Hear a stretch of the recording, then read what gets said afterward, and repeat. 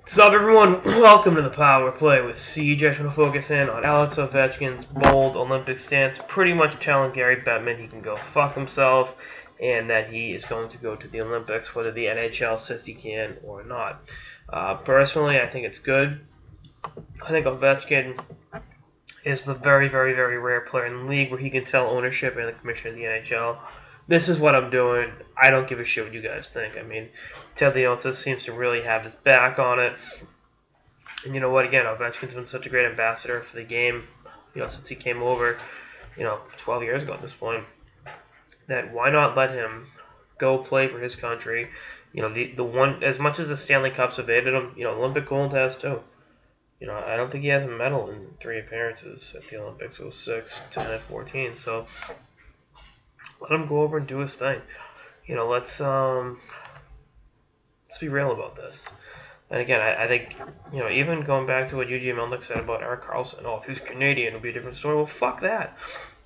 They're coming over here, they're making you money, and, because he doesn't play for your country, you're going to fuck him over. I mean, it's ridiculous. And, quite frankly, I think this is going to be a situation we see carry on over the next few months because, for every player, team, what have you, I mean, you look at Chicago, where they're all pretty much being company men about it. Oh, we're not going to go. We respect the league's decision.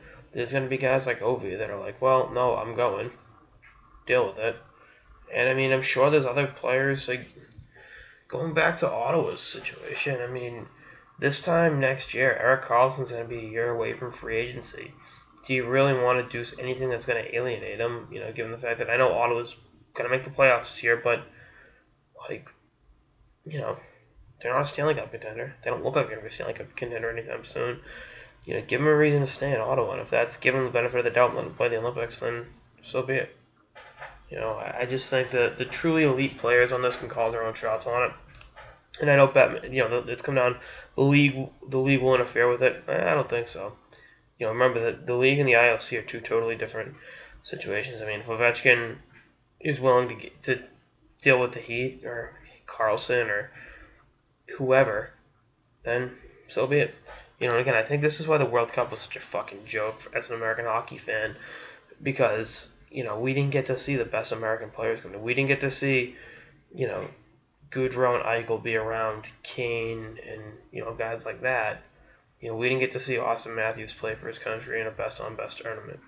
That Young Stars thing was awesome, but, I mean, we should have had, again, the Goudreaus, the Eichel, Assad, Matthews, Seth Jones, Werenski, had all those guys just loaded up on young American talent, and obviously it's not the case. It's obviously disappointing, but we'll see. And again, I hope that this somehow, some way, the league, the Player Association, and the players around the league hold the league's feet to the fire on this one, because this could be, not the way they want to alienate, the Player Association ahead of the next CBA.